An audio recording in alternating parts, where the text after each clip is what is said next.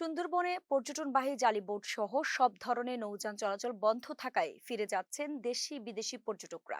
নৌযান মালিকদের ধর্মঘটের কারণেই সোমবার সকাল থেকে সুন্দরবনে পর্যটকদের প্রবেশ ও ভ্রমণ সম্পূর্ণ বন্ধ রয়েছে। মোংলা প্রতিনিধি জানায়, নৌ পরিবহন অধিদপ্তর খুলনা রোববার মোংলার ফেরিঘাট এলাকায় অভিযান চালিয়ে অন্তত 30টি জালি বোটের উপরের অবকাঠামো ভেঙে অপসারণ করে। এতে বোটের সৌন্দর্য ও যাত্রীদের বসার সুবিধা নষ্ট হওয়ায় ক্ষুব্ধ হয়ে প্রায় 400 জালি বোট, লঞ্চ ও ট্রলার চলাচল বন্ধ ঘোষণা করেন মালিকপক্ষ। ধর্মঘটের কারণে যশোর, দিনাজপুর ও খুলনা সহ বিভিন্ন জেলা থেকে আসা পর্যটকরা হতাশ হয়ে ফিরে যান। মংলা বন্দর যন্ত্রচালিত মাঝি মাল্লা সংঘ জানায়, নৌ পরিবহন অধিদপ্তরের হয়রানি বন্ধ না হলে ধর্মঘট চলবে। তবে নৌ পরিবহন অধিদপ্তর বলছে, পর্যটকদের নিরাপত্তা নিশ্চিত করতে এই ব্যবস্থা নেওয়া হয়েছে।